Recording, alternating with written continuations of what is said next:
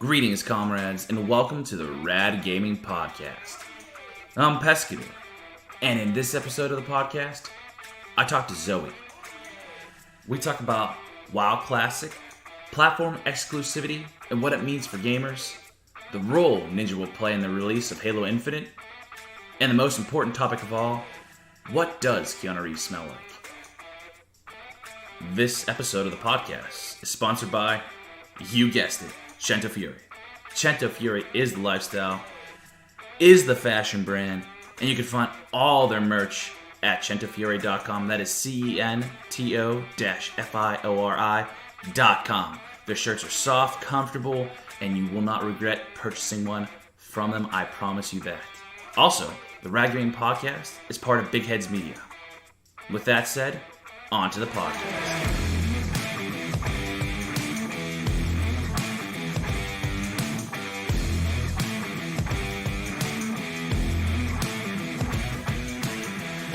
You said you're both Horde and Alliance in New World of Warcraft, and you have some thoughts about that. I want to hear your thoughts. Let's go. All right, so I don't think that the real war is between Horde and Alliance. I don't.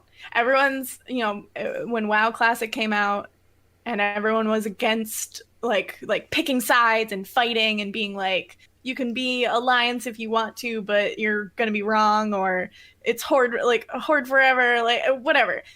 That's not where the war is, okay? The real war is in servers, because the amount of people who have been like, no, that's a crappy server, you should come be in this server. No, why are you in that server? Come be in this. It's about the servers. It's not about Horde or Alliance. I don't think anyone cares about Horde or Alliance. I think it's all about the servers, because ever since I re-downloaded WoW and got back into WoW Classic, I have had to make so many different characters because so many people just bully me into joining their server. Yeah. And I can't. I'm in 3 different servers. How do you handle your characters then? Because that's a lot of work. I don't. There's like one class like super high, and the other one's down to like level 10, 20, something like that. I mean, they're all just low levels because I just have to keep restarting every time I need to be in a different server. I can't get anywhere because every time I'm like, doing well on one character, someone else will be like, no, you need to come into this server. I just started a new character last night. Like, I was playing in one server as one character, and I think I was like level 3. I'm like at the beginning, right? Yeah. I'm trying to level up, trying to grind, and someone comes in and is like, you're in the wrong server. You should be in this server with us. We have a guild. Like, thought you were our friend. Dang, like, guilt trip you, huh? How dare you? And like total guilt tripped. And so I started over, back to level 0, 1, whatever, and in a new server with a new character. And then now I think that character is at level 7 or 8 or something. Is it level 10 that you can access raids? Not raids, but dungeons. Boat ships. Oh, dungeons. Because I used to grind them nonstop. I think so. It's been so long since I played that. What's your favorite class? Ooh, I don't know. I guess I just like being a warlock. Oh, so I just like being a warlock. What kind of warlock? That's the question of the day, I guess, right there. I don't know. I just want to shoot people with magic. I remember when I used to play, my guild, I was Destruction Warlock, and I love Destruction, just because it's fire, I like fire. Yeah. But then you get the most damage at one point in time with the demon. A demonoid, I think that it was. I can't remember what the technical one was. Yeah. The tree. Mm-hmm. I like all the dark shit, all the dark necromancy. And it's cool, but I wanted to be they made me switch. I was so mad. They peer pressured me. They're like, you're doing great DPS, but we need a little bit more out of you. So you just switch. So I had to learn all my keys all over again and switch everything around. It was it's the peer pressure in the game that destroyed the game for me. I'll tell you that right now. That's how I feel about the servers. Like, peer pressure to, like, join different servers. And then, like, I even got guilted by my stepdad because he got super excited when he saw that I was playing World of Warcraft because he's a hard World of Warcraft fan. And then he was like, "Oh, you're Alliance, never mind." And I was like, "What?" And that's what I'm saying. You don't want to play video games with me anymore because I'm on Alliance? Good. Like, that's so messed up. No, like, did you ever, like, I know that obviously we're gonna make a little slide out of Classic for just a second, but like, I love being bad in games in general. Like Red Dead, like, I'm all the way bad. Like, there's nothing good about me in that game. Like, I love robbing trains. I love, like, just like random people just in the middle of nowhere, like, "Hey, neighbor," and then I shoot them in the face, take their money, and then, like, I don't care. I want the money. Like, I just want money. It's just what it's all about. GTA, I do the same thing. Like, it's fine, but I don't think fun that way. I don't think I've ever been like truly evil in a game. So fun. I think I'm more of like I'll go and steal all your chickens, but I don't. I'll leave you and your family alone, but the chickens are mine. It depends. If the chickens make me more money than the family, then I'll take. It depends. Yeah. So like, yeah. Although I do really like games that give you achievements for killing everyone. I think that's really funny. What game did that? I'm trying to think of. So I know Until Dawn, and now Man of Medan will give you an achievement if everyone dies. Oh. Also, I think you get an achievement in Trover Saves the Universe if you kill everyone as well. But yeah, are you really just like achievement junkies? Like, you love to get achievements in games? Kind of. If they're easy, if they're like crazy, like gotta play the game for like 21 hours straight to get. There's an achievement in Little Nightmares that I don't think I'll ever get, and it's just because it's insane. You have to beat the entire game in 1 hour with no death. No. And I'm like, what? Yeah, no. Like, that game literally is so difficult. Like, how do you?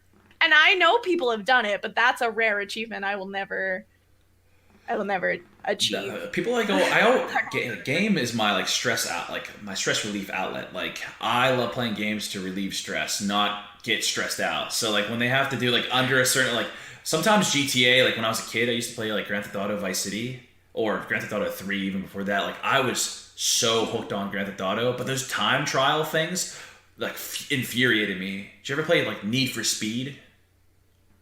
Like yes. drag racing and stuff, like going down. Yes. Oh my god, my hands were so sweaty. Was like my favorite. Oh yeah, that game was awesome. But I didn't do any of the time trials. I always made my brother do the time trial, like you're that person. Levels. My sister was that person. Like, I was the brother, so obviously that makes more sense. Well, I only liked all the ones that you had to evade police. Oh, yeah. Or you had to like win a race or something like that. But any of the time trials where you had to get from point A to point B in a certain amount of time, I was terrible at. So I would just make my brother do it, and then I would do all the other levels by myself. The way things go when you're younger, though, like I remember playing Banjo-Kazooie, and my sister would give me the controller when it came time for like the like really tough like time things, and even Crash Bandicoot, when the giant boulder came down and you run from that, she'd give me the controller and make me run away from it.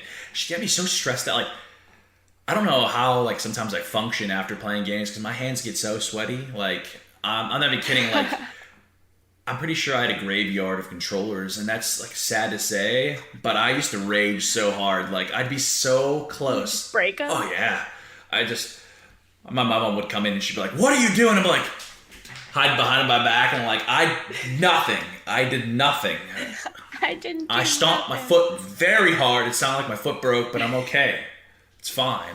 But no, I broke another controller. Yeah. At one point in time, my mom was like, you need, like, I was like 14. She's like, you need a job and you need to pay for these controllers. So I forget what I did. I started cutting grass or something to get money to buy like a new controller or something like that. But I stopped breaking controllers. I don't think I ever broke anything. What? I don't think I ever broke anything. Can you be a gamer without breaking a controller? I guess you could.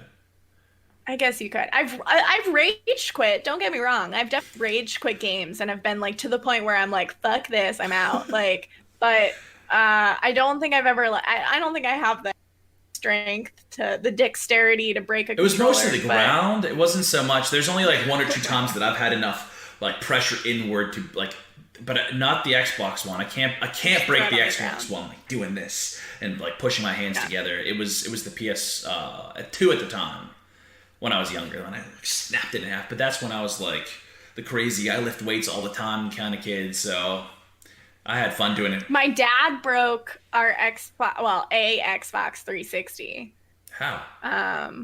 Well, so my brother and my dad got into an argument, and my dad was not too happy with my brother. So, you know how like Xbox 360s used to red ring? Oh yeah, I had the red rings. So. And like they were just dead. Yeah. Like, there was nothing you could do. Just it's done. So we had an Xbox 360 that had red ringed, and then we had another we had to get a new Xbox 360. Yeah. But we hadn't gotten rid of the one that red ringed. So my brother and my dad get into this argument. My brother goes up to his room. You know, my dad's not too happy with him. So he takes the red ringed Xbox 360 and he chucks it up the stairs, like upwards, so that it hits the wall and smashes onto the ground into like a bunch of pieces. I've never seen my brother freak out so bad. My brother ran out of his room and was like, why would you do this? Because he thought it was the Xbox 360 that worked and was like freaking out that my dad destroyed the Xbox 360. And he was just like, he lost his mind. And my dad was like, you know, put up this act as if he did destroy the Xbox 360. Your dad's my hero. Of course, that's awesome. Yeah. I went downstairs and I was like, hey dad, like I know you're mad right now, but like I also used that Xbox 360, so like what did I do to deserve that? Like, and my dad was like, don't worry, like that's not the one that works, that's the one that red ringed, but don't tell your brother for 30 more minutes. And I was Dude, your like, dad's my hero, seriously. Did you ever see that YouTube video that the one dad was so pissed off, and it was obviously fake and it came out later on, but like he played so many games that his dad threw all of his games out on the lawn and used the lawnmower to run over his games and cut them all up? Yeah. It was so funny at the time. I was like, I can't believe someone would actually do that, but it was so funny. Yeah. And then I liked how the kid was like laying on top of it, trying to like prevent his dad from like doing it. It was great. It was so great. And that one kid that he was so mad about like his World of Warcraft or something like that. He like screamed in his room and his brother like ran in his room to film him do it. That was I can't remember what exactly happened, but it was hilarious. It was so good. But it kind of goes back to the old school games and things like that, and kind of sad because I know we were talking about this earlier, but we have GameStop that's talking like it's going under completely, and also you said Loot Crate is also kind of the same boat. Loot Crate, which I'm kind of sad about. I mean, feelings about the Loot Crate going bankrupt because, like, I mean, like, on one hand, I'm not surprised based on their business model and also based on the recent crates in like the last year. But at the same time, I just have I have a soft spot for them. Like, I remember I like subscribed to Loot Crate when it like first started, when they only had one crate and it was the Loot Crate. Yeah. And I was subscribed to that for like 2 years. And then they came out with the Halo Legendary Crate, which is like, like my baby. And so I had to get it. And so then I subscribed. I stopped my Loot Crate subscription so that I could get the Halo one because the Halo one was more expensive. But I stopped my Loot Crate subscription to get the Halo Legendary Crate and the Halo Legendary Crate for like a year.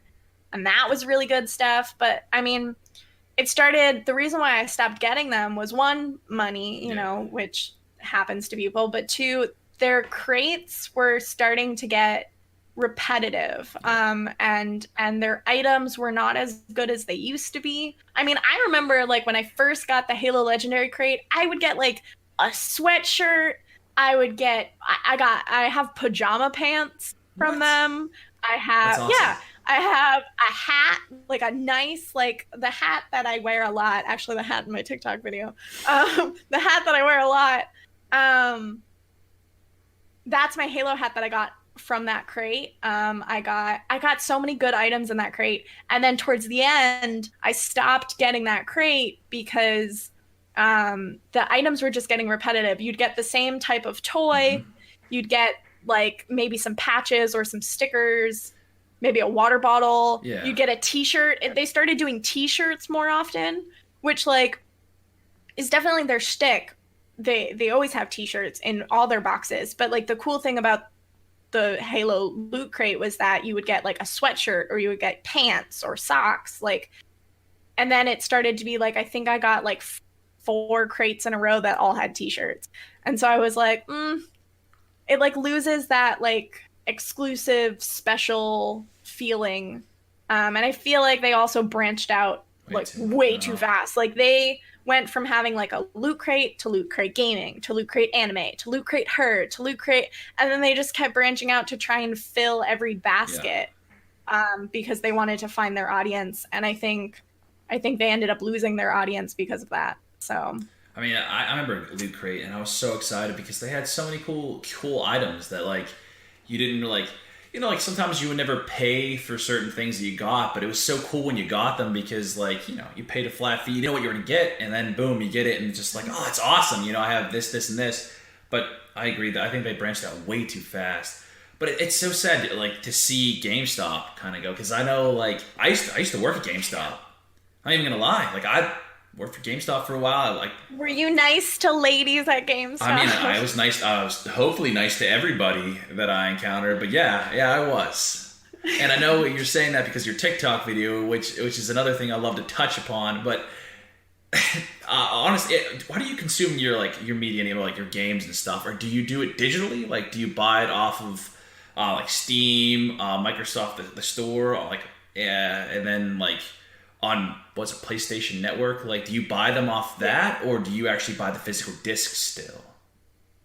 So basically, I actually have, I despite not being a fan of some of the conversations I've had at a GameStop, I actually was very, very much into GameStop because I hate saying this because I kind of feel terrible about doing this, but as like a broke gamer, I would go to GameStop, I would buy the physical copy of the game, whether new or used.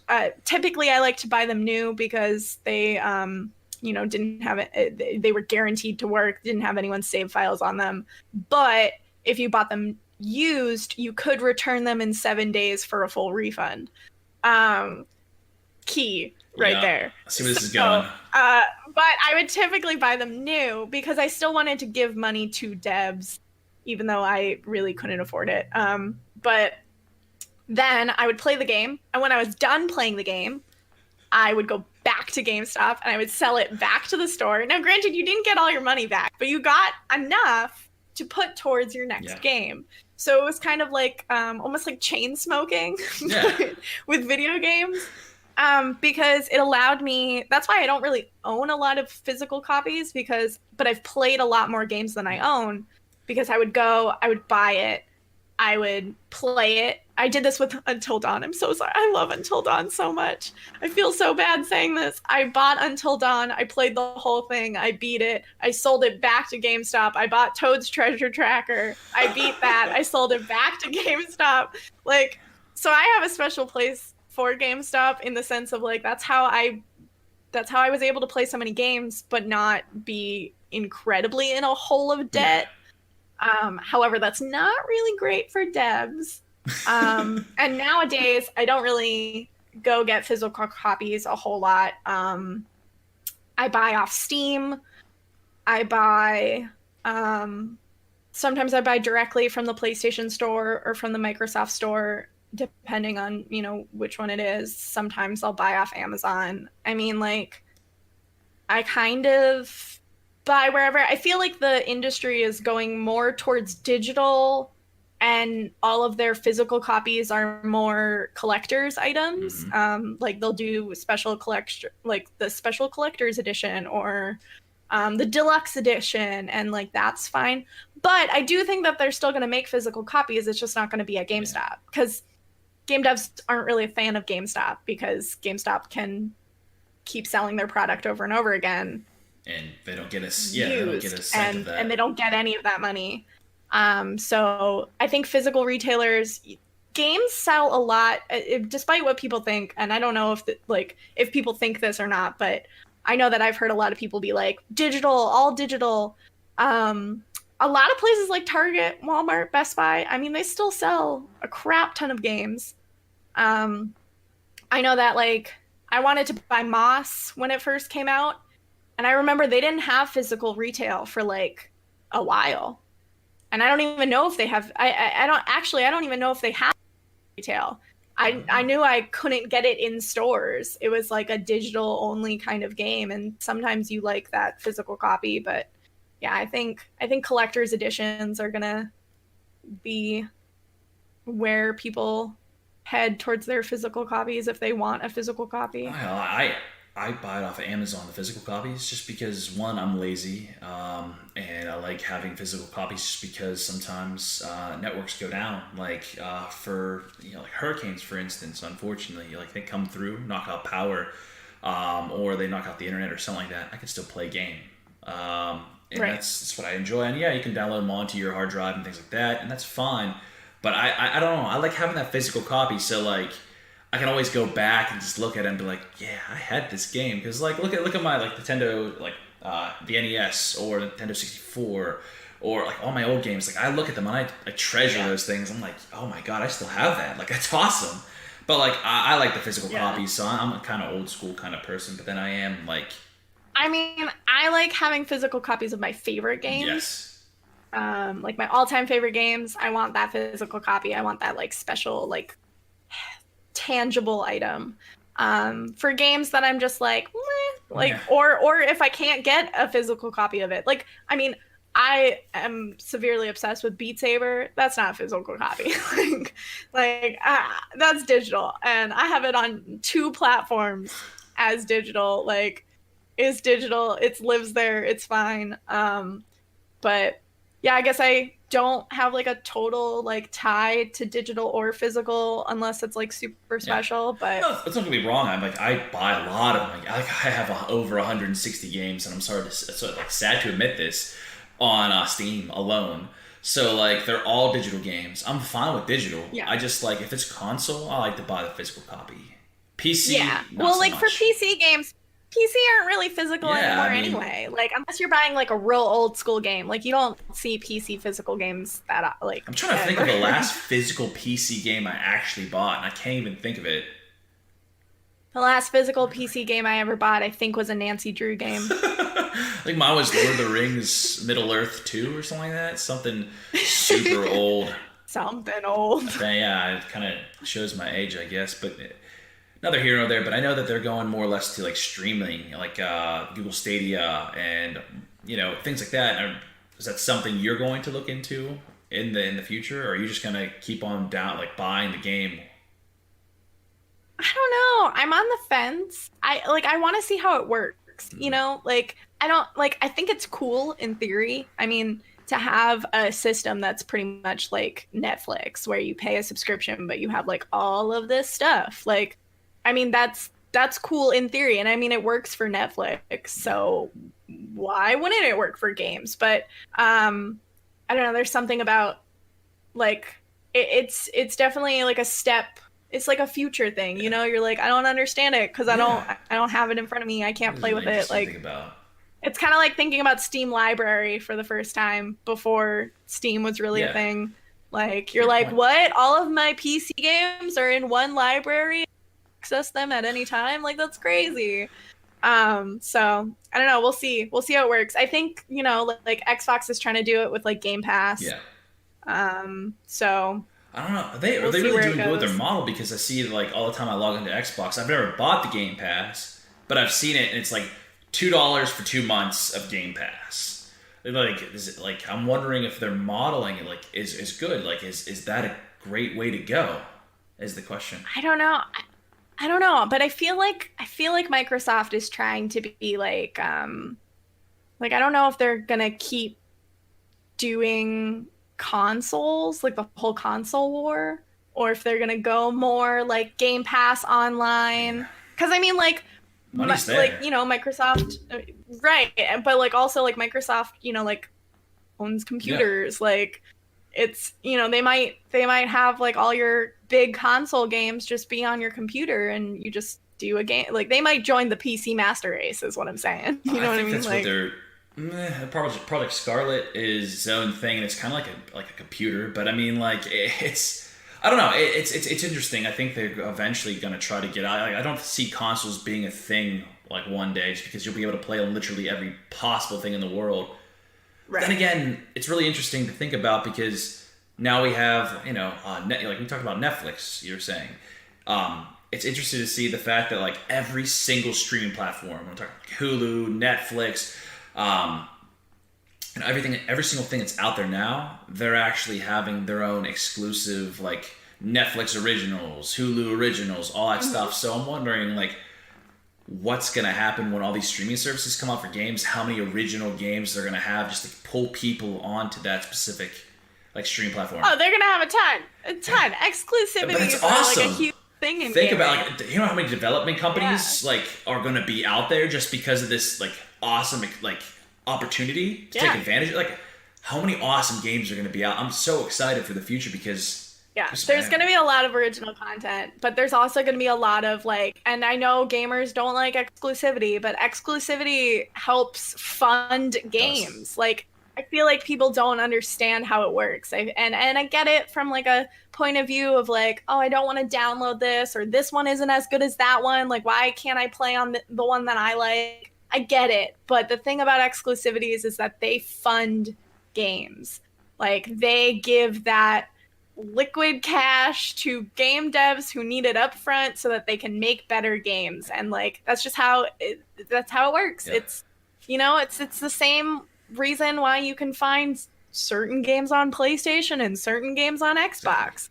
Like, no one seems like, and I'm not gonna say no one seems to have an issue with that, because people do still have issues with that, of why can't I play this on Xbox? Why is it on PlayStation? And it's because exclusivity. That's what it is. It's just, they got money for only being on that one spot for a certain amount of time, and you just got to respect that, because that's how the game was able to be made. People had to be paid. Like, that's just how development works. I think all this competition, you kind of see it in, like, I don't know if you're not sound condescending or anything like that, but like game developers are getting paid more with like Epic Game Store than they are Steam. Like, they're taking less of a chunk from the developers on Epic Game Store than they are in Steam, and Steam will probably have to change their model completely to compete with Epic Games, because they're pulling a lot of huge companies onto the Epic Game Store now, and a lot of them are going to be exclusive. I know that all. Yeah, exactly. That's what I'm saying. So, like, just think about the possibilities for if the devs are getting more money by having all these opportunities, because they have to be competitive in order for them to pull a specific company to them. Yeah. Like, if they have like 10 different streaming platforms of games, like, you know, you have 10 different marketplaces, you have to find which one best fits you. You're probably going to go with the one that gives you the most, you know, money back. So gives them more time to create stuff, more money to create other things. I'm excited, but there's a lot of people that like aren't excited about that at all, because they don't like the idea of having so much out there. So yeah, I mean, people have their preferences. They like a certain platform, or they dislike a certain platform, or they have problems with a certain platform. I mean, but, you know, if you want those games to be made, that, like, the issue with that, like, I don't know, with like Steam versus Epic, they're both free. Yeah. Like, it's the same thing, and I get that, like, I always have the question of like, well, no one got mad that you had to download Battle.net to get WoW Classic. Like, no one's like, why can't I get WoW Classic on Steam? And I guess it's because, like, WoW belongs to Blizzard and Battle.net. Like, it's their original content, whereas like exclusive games that you find on Epic don't belong to Epic. So people are like, well, why are they there? And it's like, well, because Epic gave them money. And they need that money to pay their employees, to further create more games in the future. Like, isn't Blizzard and Activision, aren't they together, right? Is that correct? Yes. And aren't they that's why struggling right now, more or less? Like, I saw something a while back. I'm not sure if that's still the same case, but I saw that they were like letting go a bunch of employees. Yeah, I don't know if, I mean, the game industry is weird. They're always letting go of employees, selling companies, joining other companies. Of course. I mean, now I guess, but yeah, so like, but that's Activision and Blizzard are kind of hand in hand, because that's why Call of Duty is on Battle.net. Yeah. Like, you know, so that's just kind of the way it all works, though, is that like bigger companies will buy out smaller companies to help them float and make games and all that stuff. Just like bigger companies will offer exclusives to smaller companies to get the game out. But I've also noticed that a lot of like bigger game studios, though, are also now trying to be like their own publisher.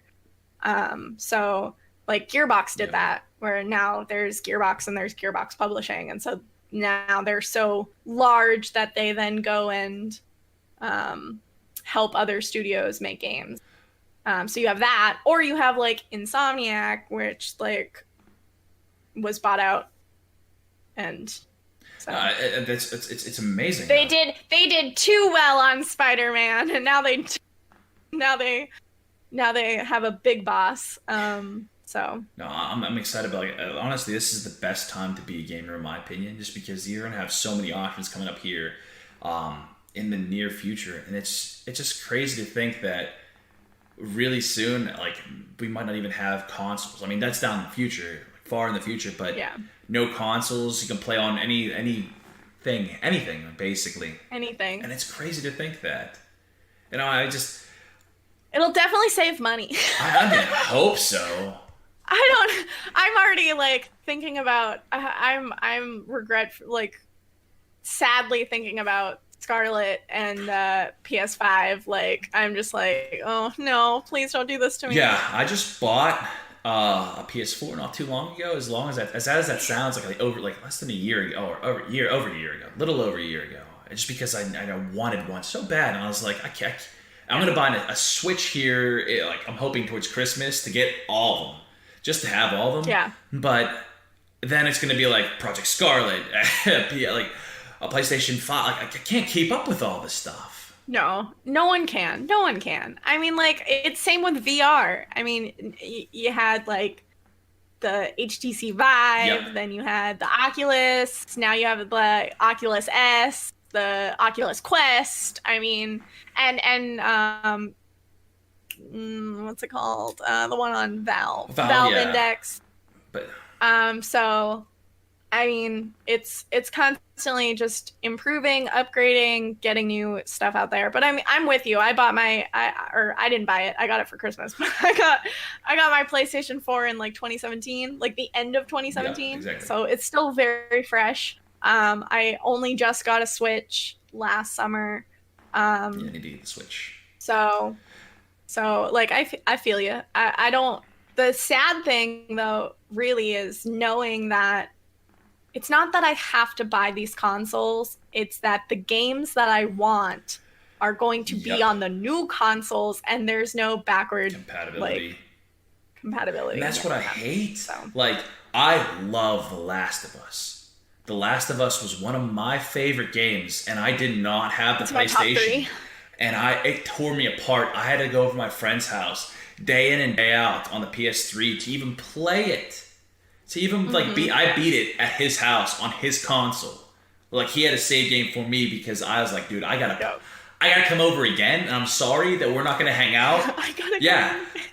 And I hate when people. I'm not gonna talk to you for 2 hours. Yeah, like, I'm so sorry. Like, if you're gonna spoil this for me, like, we're no longer friends. Yeah, exactly. Like, I'm gonna like play this game, and we're gonna kind of talk, but I want you to know that I'm paying attention to the story. But like, the game was so great. And then I just like so many possibilities. And I know it's gonna be on PlayStation 5. I know. I don't want to hear it. That's how they do it. Just like Halo Infinite is gonna be on Project Scarlet. Yep. It's gonna be their debut game. Yeah, exactly. That's why they bought Ninja. Like, come on. Yeah, and that's so cool seeing Ninja go back to his roots. Conspiracy theory.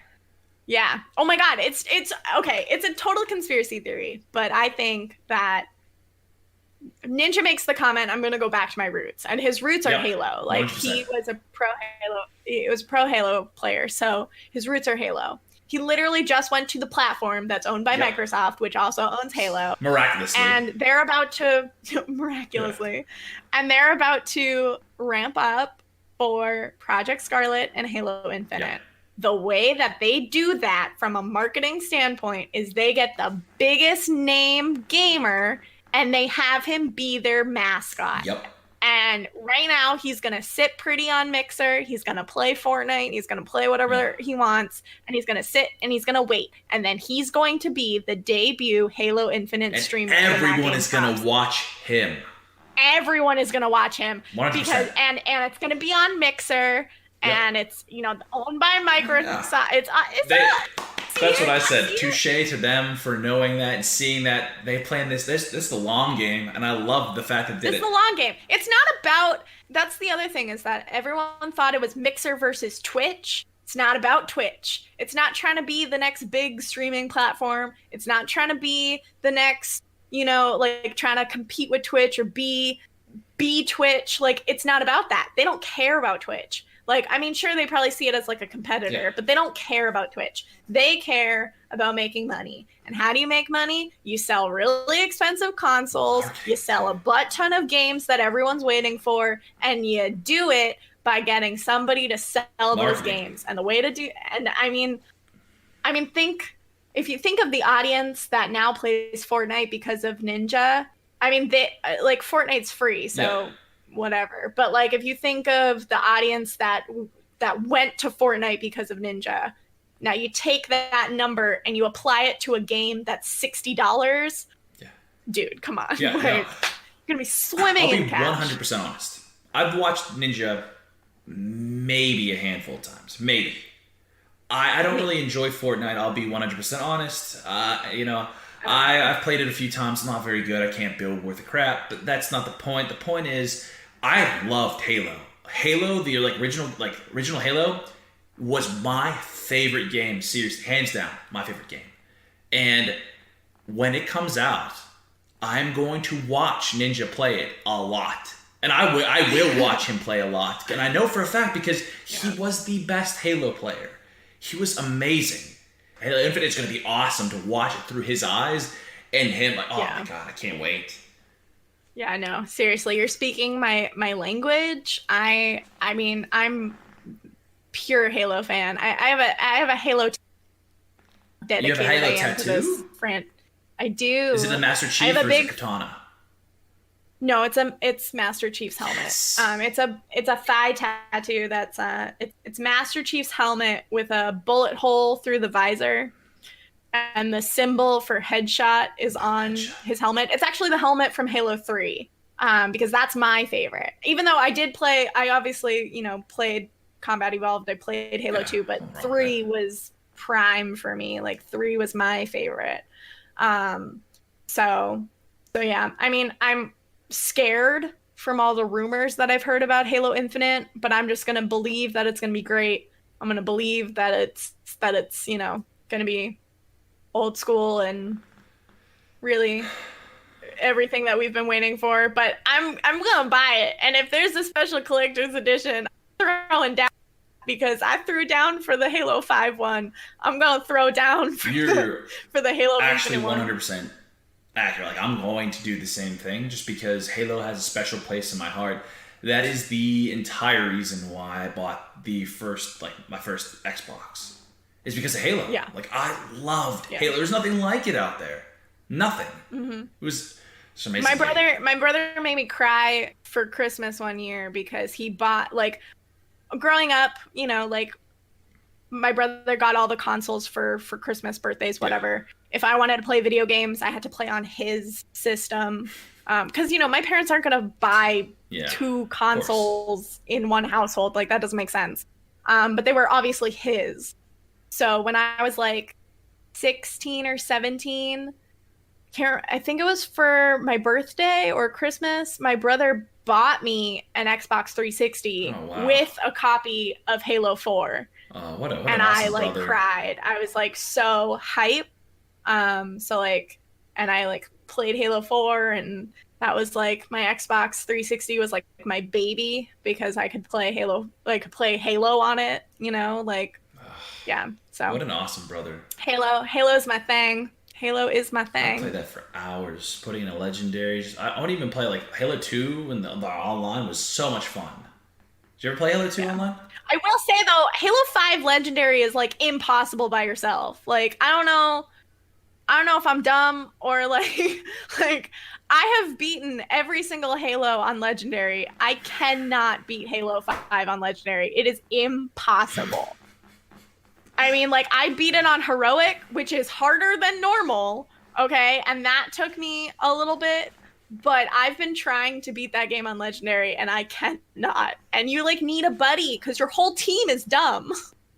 Yeah, you want to be my buddy? I will be your buddy. I have Halo 5, and I'm ready to rock and roll. I love playing Halo, so if you ever need someone to go through and beat it on Legendary, I'm game. I'm not even kidding. I'm ready to go. Hell ready to yeah. rock and roll. No, because what they do is they ramp up the enemies like you would in a legendary version. Yeah. Like obviously you make it more difficult. But what they don't do is they don't make your teammates better. Yeah. So you have to fight a sea of enemies while your team is dying and not helping you. It's a mess. So yeah, you definitely need multiplayer to beat that one. Communication is what I don't know. It's tough. But yeah. No, I'm so excited, and I'm pumped to see Ninja play.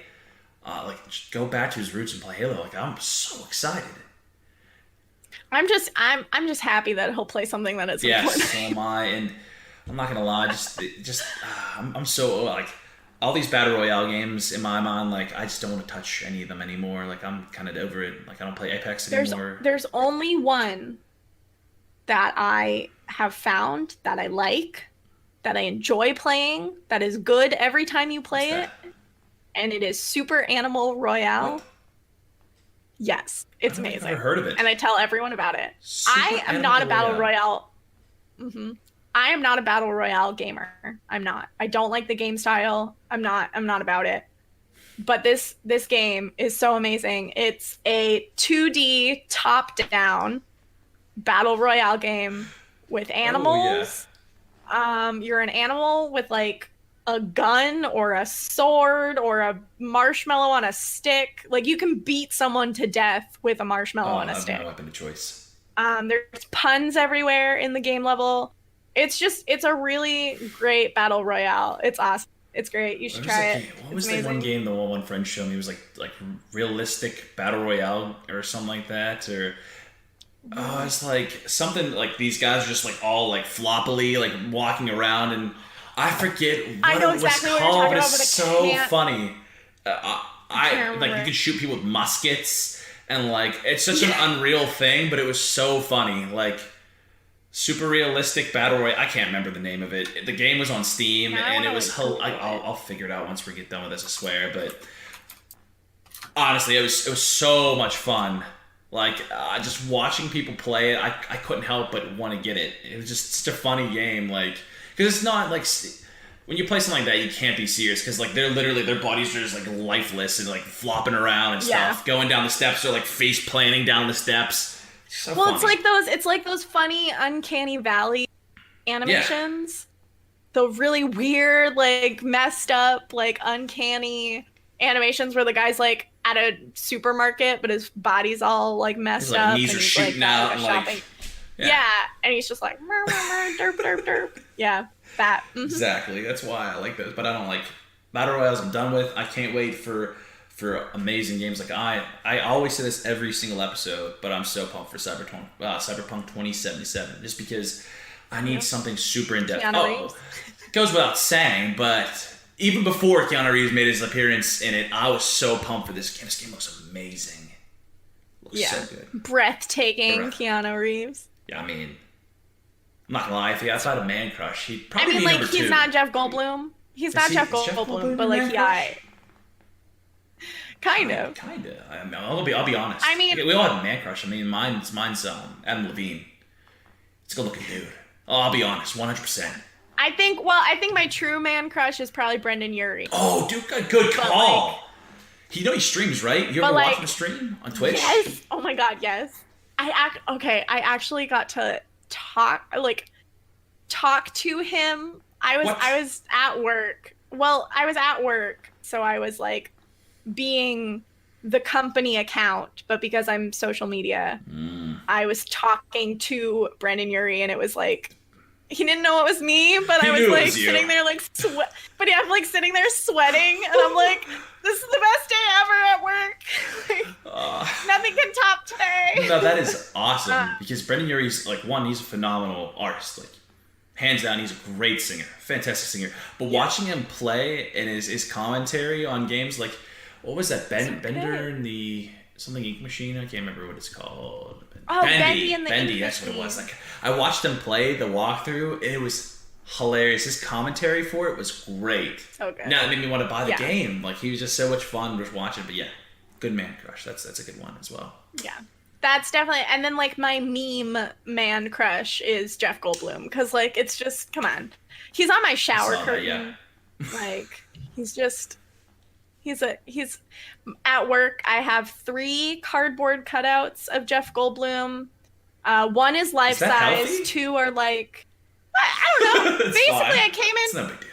I came into work one day and there's just Jeff Goldblum cardboard cutouts everywhere in the office for no apparent reason, and no one could tell who brought them in. Like no one said who brought them in. Like they were just there. And so as a joke, my coworkers kept taking them and putting them on my desk.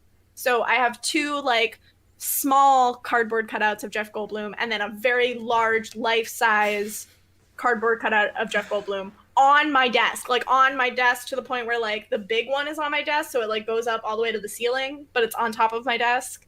And now that's just my desk decoration. I don't make the rules. That's awesome. No, that's the way I need to decorate my desk. I need to have a life-size cutout of somebody. It's perfect. But I don't know who mine would be. I really don't know. Like maybe Keanu Reeves, I guess. You have to, right? At this point in time, he's everywhere. So at this point, just giant wallpaper, just cover your whole wall. I'm sure they have to make Keanu Reeves wallpaper. I think so. I'm sure it's on Amazon. I mean, I have to look right after we're done talking, but it has to be. There has to be everything. Unreal. If they make scratch and sniff wallpaper, they should make Keanu Reeves. What would he smell like, though? That's the question. Old Spice? We're not talking about Terry Crews here. We're talking about Keanu Reeves. I mean, like, man has to smell of rich mahogany. Fair. Yeah. I don't know what he'd smell like. Champagne and rich mahogany. Yeah. I don't know. That's why we need a scratch and sniff made by Keanu Reeves. Well, of Keanu Reeves too. Keanu Reeves, make us a scratch and sniff. Well, I don't know where to. Oh no! Oh my god! No, I know what he smells like. Wreaths, like Christmas wreaths. He's Keanu Reeves. That's what he smells like. Done. Okay. Boom. Print it. You're welcome. First idea is free, Keanu. Keanu, call me. First idea is free. Second one you have to pay for. Sure I'm crying right now. Oh, it's a good one. I'm here. You know, he smells like Christmas. He smells like Christmas. I'm legit crying right now. And what's great is now, like, I'm not even kidding when I say this. I'm going to have cutouts of Keanu Reeves' face. I'm going to put around all my Christmas stuff. Like, if I have a wreath in my house, I need to see a picture of this. You make it into TikTok. I'm telling you right now, that would go viral. Do it. Keanu Reeves. Yes. Please. Yeah, it would. Oh, it would. Hands down, I'd be behind this 100%. I'm sure Keanu would actually be behind it 100% as well. I'm sure he smells like Christmas, and you're absolutely right. Smells like Christmas. I'm just mad that it took me that long to think of it. Well, now you thought of it, and it's like $1 million idea. I need to be more quick. Or 2 million view idea? Maybe billion? Maybe. Is that how I go viral again?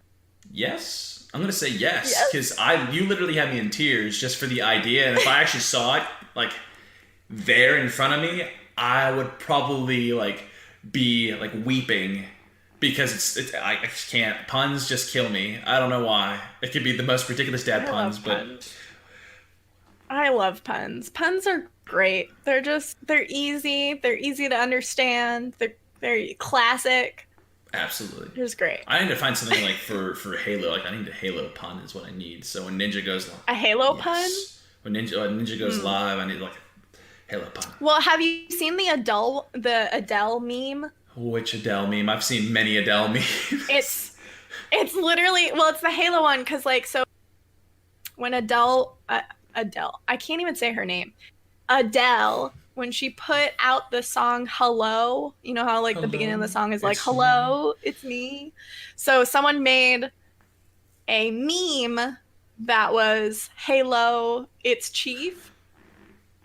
And it's my favorite. Anytime that I play Halo 5 on my stream, I've done it once. It's not every time, but I've done it once where I've put my title, Halo, it's Chief. Touche. It's great. It's a good meme. It's a good meme. 100%. I wish I came up with it. I did not. No, you made even one mine. better, Keanu Reeves, and I'm pumped to see it. I want to see TikTok of it so bad. Please do it. I know. Now I feel like I need to it's when does Michael's close? Like, can I go? Yes. Just buy a wreath and then I'll just make a fun TikTok out of it. I don't know. I don't know when Michael's closes. I think it's too late. Go tomorrow. Go tomorrow. 100%. Just make this happen. 100%. And thanks for listening to this episode of the Rad Gaming Podcast. Be sure to rate and subscribe to us on iTunes, Spotify, or anywhere else you listen to podcasts. I release a new episode every Wednesday. And as always, stay rad, comrade.